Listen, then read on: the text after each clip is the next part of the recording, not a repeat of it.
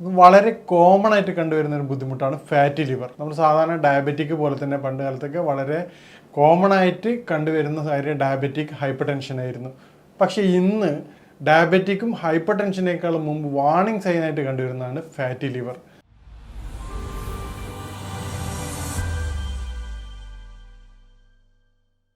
അങ്ങനെ പരിശോധിച്ചാൽ മനസ്സിലാവും. ചില ആൾക്കാർ പേഷ്യൻസ് പറയാറുണ്ട്, ഡോക്ടറെ എനിക്ക് ഫാറ്റി ലിവർ സ്റ്റേജ് ഇതാണ്, ഞാൻ ഇത്ര കെയർ ചെയ്യില്ല എന്ന് വളരെ സിമ്പിളായിക്കൊണ്ടാണ് പറയാറുള്ളത്. അപ്പോൾ അതിൻ്റെ ഗൗരവം ഒരു പേഷ്യൻറ്റ് സിമ്പിളായിട്ട് പറഞ്ഞു പിന്നീട് കുറച്ച് കഴിഞ്ഞ് കാണുമ്പോൾ 3rd സ്റ്റേജ് 4th സ്റ്റേജ് എത്തി എന്നിട്ട് പറയണത്. അപ്പോൾ എന്താണ് ഫാറ്റി ലിവർ എന്നും അതിൻ്റെ സ്റ്റേജസ് കൃത്യമായിട്ട് മനസ്സിലാക്കിയിട്ടില്ലെങ്കിൽ അതുണ്ടാക്കുന്ന കോംപ്ലിക്കേഷൻസ് എന്താണെന്ന് നമുക്കിന്ന് വിശദമായിട്ട് പരിശോധിക്കാം. ആദ്യമായിട്ട് എന്താണ് ലിവർ എന്നുള്ളത് മനസ്സിലാക്കണം. ലിവർ എന്ന് പറഞ്ഞാൽ ശരീരത്തിലെ തൊലി കഴിഞ്ഞാലുള്ള ഏറ്റവും വലിയ അവയവമാണ് ലിവർ. ബോഡിയുടെ 500-ലധികം ഫങ്ഷനുകൾ, ശരീരത്തിലെ 500-ലധികം വ്യത്യസ്ത തരം ഫങ്ഷനുകൾ നിയന്ത്രിക്കുന്ന ഏറ്റവും പ്രധാനപ്പെട്ട ഒരു അവയവമാണ് ലിവർ. ലിവറാണ് നമ്മുടെ മെറ്റബോളിക് ആക്ടിവിറ്റീസ് പൂർണ്ണമായിട്ട് നിയന്ത്രിക്കുന്നത്, നമ്മുടെ ഫാറ്റ് ഡെപ്പോസിറ്റ് നിയന്ത്രിക്കുന്നത്, മെഡിസിൻസിൻ്റെയും മറ്റ് പല കാര്യങ്ങളുടെയും ഡൈജഷനെ സഹായിക്കുന്നത്, വൈറ്റമിൻ്റെ ഡൈജഷനെ സഹായിക്കുന്നത്, അതുപോലെ ഒട്ടനവധി കാര്യങ്ങളാണ് ലിവറിൻ്റെ മെയിൻ ഫങ്ഷൻ. ഈ 500-ലധികം ഫങ്ഷനാണ്. അപ്പോൾ തന്നെ നമ്മൾ മനസ്സിലാക്കേണ്ട കാര്യം എന്താണ് ലിവറിൻ്റെ ഇമ്പോർട്ടൻസ് എന്നുള്ളതാണ്. ഈ ലിവറിന് വരുന്ന ഓരോ ബുദ്ധിമുട്ടുകളും ഡാമേജുകളും നമ്മുടെ ശരീരത്തിനെ വളരെയധികം ഗുരുതരാവസ്ഥയിലേക്ക് എത്തിക്കുന്നതാണ്. ഇതോടൊപ്പം തന്നെ ചേർത്ത് വായിക്കേണ്ട മറ്റൊരു കാര്യമാണ് ലിവർ എന്നുള്ളത് പൂർണ്ണമായിട്ട് വേറൊരു ഓർഗനും ഇല്ലാത്തൊരു പ്രത്യേകതയാണെന്ത്. ലിവർ സ്റ്റാർട്ടിങ് 2 to 3 സ്റ്റേജ് വരെ എത്തിക്കഴിഞ്ഞാലും നിങ്ങൾ കൃത്യമായിട്ട് അതിനെ റീസൈക്കിൾ ചെയ്യാൻ പറ്റുന്ന അല്ലെങ്കിൽ പൂർണ്ണാവസ്ഥയിൽ എത്തിക്കാൻ പറ്റുന്ന ഏക ഓർഗനാണ് ബോഡിയിൽ ലിവർ. നമുക്ക് അതിൻ്റെ ബുദ്ധിമുട്ടുള്ള കാര്യങ്ങളൊക്കെ ഉണ്ടെങ്കിൽ അപ് ടു 3 സ്റ്റേജ് വരെയാണെങ്കിൽ അത് പൂർണ്ണമായിട്ടും നമുക്ക് മാറ്റിയെടുക്കാൻ പറ്റും. ഇനി എന്താണ് ലിവറിൻ്റെ ഈ പറഞ്ഞ ഫാറ്റി ലിവറിൻ്റെ ടൈപ്സും അതിൻ്റെ കാര്യങ്ങളും നമുക്ക് വിശദമായിട്ടൊന്ന് പരിശോധിക്കാം.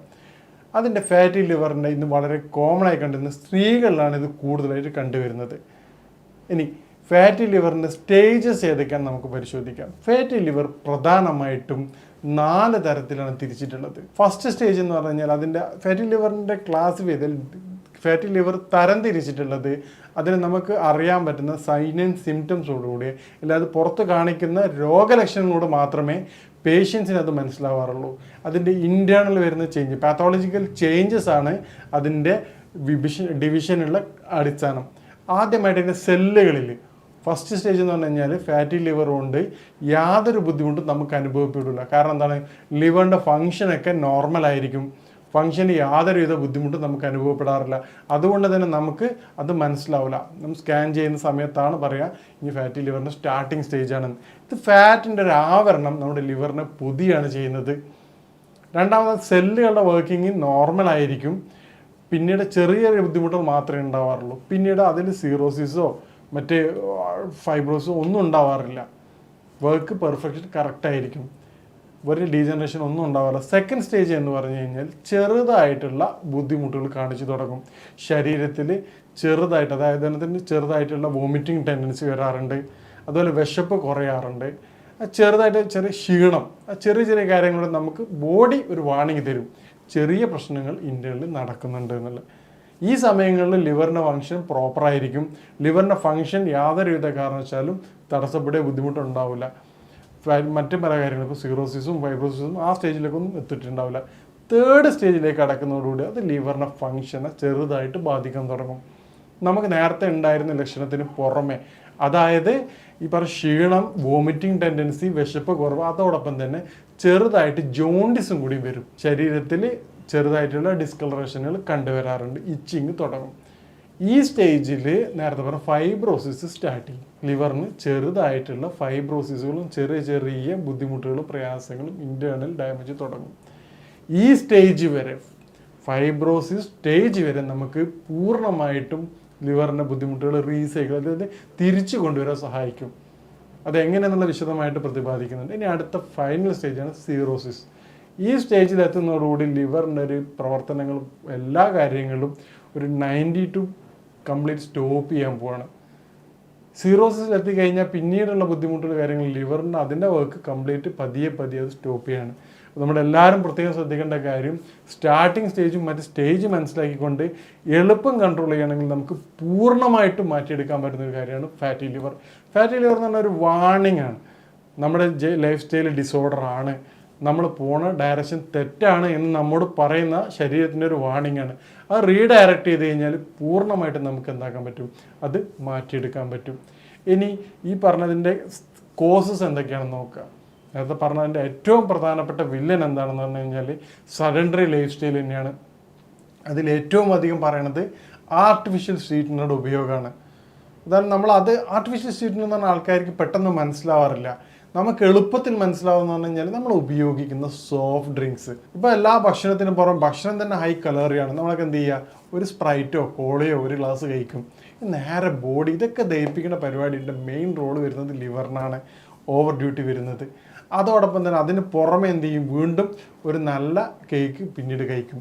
ഈ കേക്കിൽ ഉപയോഗിക്കുന്ന സ്വീറ്റ്നർ പഞ്ചസാരയ്ക്ക് പകരം എന്താണ്, ആർട്ടിഫിഷ്യൽ സ്വീറ്റ്നർ ആയിട്ടുള്ള ഹൈ ഫ്രക്ടോസ് കോൺ സിറപ്പാണ്.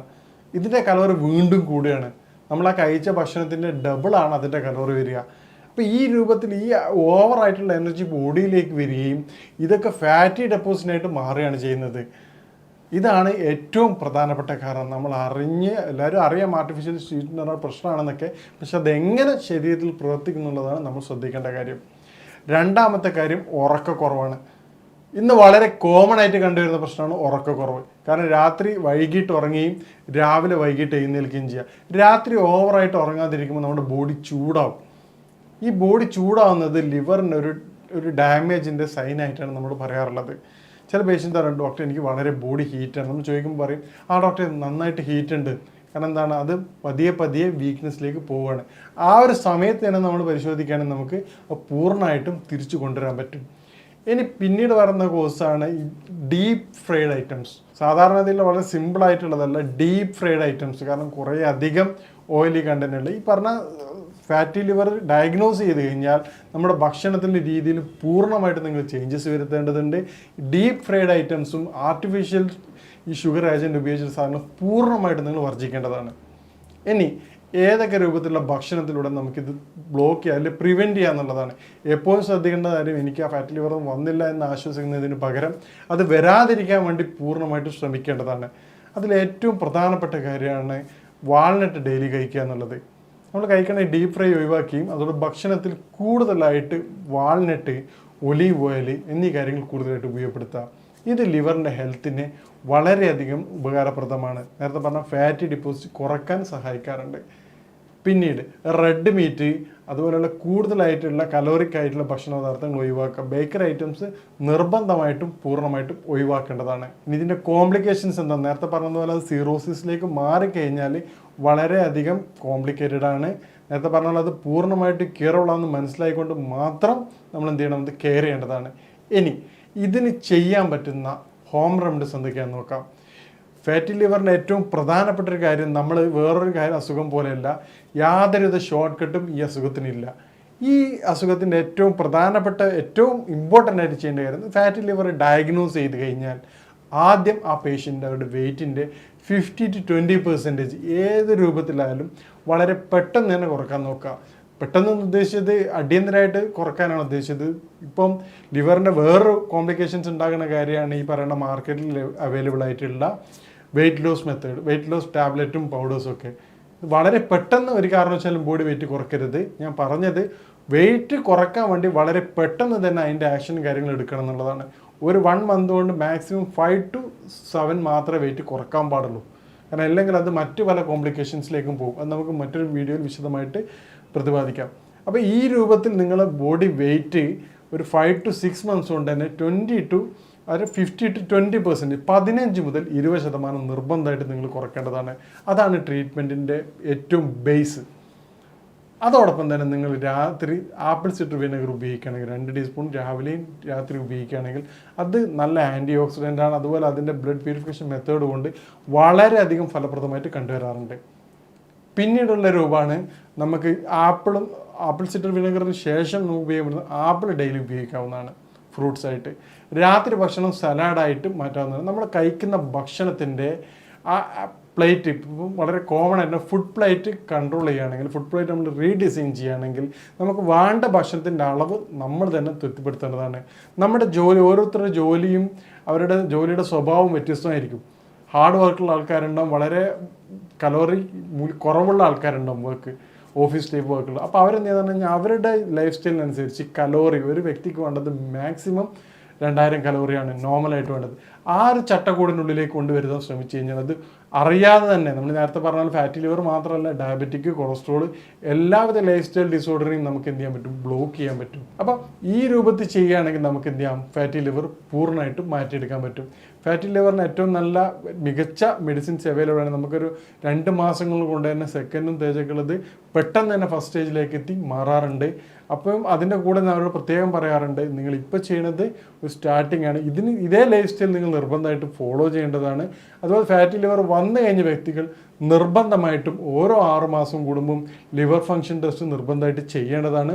അതുപോലെ തന്നെ ഡോക്ടറുടെ കൃത്യമായ ഇടവേള പരിശോധന നിർബന്ധമായി നടത്തുക. കാരണം അതിൻ്റെ സ്റ്റേജസ് നമ്മൾ അറിയാതെ എന്ത് ചെയ്യും, സെക്കൻഡ് തേർഡ് എന്നുള്ള 4th മാറും. അപ്പോൾ ഫൈനൽ സ്റ്റേജിലേക്ക് എത്തിക്കഴിഞ്ഞാൽ, സീറോസിസ് എന്ന ലെവലിൽ എത്തിക്കഴിഞ്ഞാൽ അത് ക്യൂറബിൾ അല്ല എന്ന് പ്രത്യേകം ശ്രദ്ധിക്കുക.